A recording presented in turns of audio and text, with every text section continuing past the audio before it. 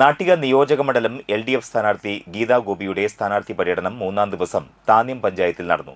ഞാറ്റുവെട്ടി അമ്പല പരിസരത്ത് നിന്ന് പര്യടനം ആരംഭിച്ചു.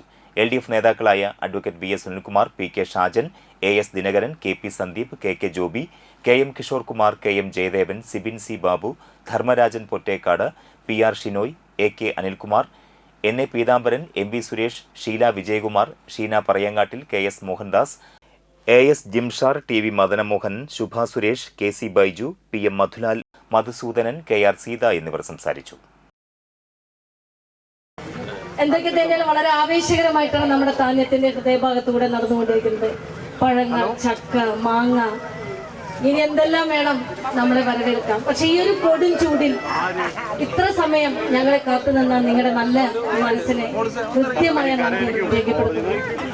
ഈ കുന്നുംപള്ളി പറമ്പിലെ നിവാസികളെ എനിക്ക് അപരിചിതരല്ല, എല്ലാ മുഖങ്ങളും എനിക്ക് പരിചിതരാണ്.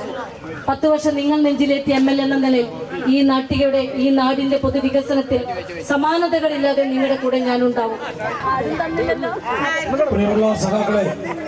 പ്രത്യേക അറിയിപ്പുണ്ട്. താന്യം പഞ്ചായത്തിലെ സഖാക്കൾ അഡ്വക്കേറ്റ് PR ഷിനോയുടെ നേതൃത്വത്തിലുള്ള വാഹനവും അതിന് തൊട്ടുപിറകിലായി നമ്മുടെ അനൗൺസ്മെന്റ് വാഹനവും അതിന് തൊട്ടുപിറകിലായി സ്ഥാനാർത്ഥിയുടെ വാഹനവുമാണ് സഞ്ചരിക്കേണ്ടത്.